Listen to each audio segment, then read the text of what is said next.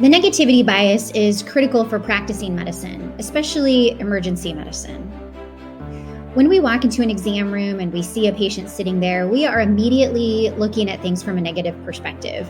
What might kill this patient? What's the worst case scenario? What do I have to rule out before I can send this patient home? The negativity bias is important in that it informs our differential diagnosis. As we create this impressive list of conditions that we have to rule out before we can safely disposition the patient, it's useful to consider things that might seriously harm them, like gastroenteritis, pancreatitis, hyperemesis gravidarum, cyclic vomiting, ovarian torsion, UTI, all of these things that have implications for morbidity and mortality.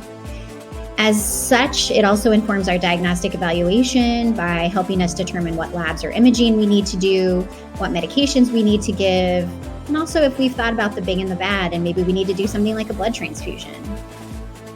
It also informs who we speak to about our patient care. If we have a nagging, negative feeling that we might be missing something, we always have the opportunity to speak to our other emergency medicine colleagues, to a specialist to get their expert opinion on what we may be missing, or also to the hospitalist. And these guys are going to answer us from their own negativity bias. Finally, it informs our documentation. As we're charting and writing down the course of our patient visit, we get extra points if we say things like, I considered cancer, or I considered this life-threatening infection, but ruled it out based on this diagnostic evaluation.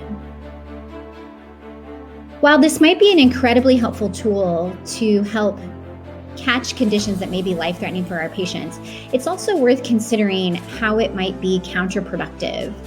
When we spend 10 to 12 hours a day looking at things from a negative lens, is this spilling over into aspects of our personal life or maybe even other aspects of our work life?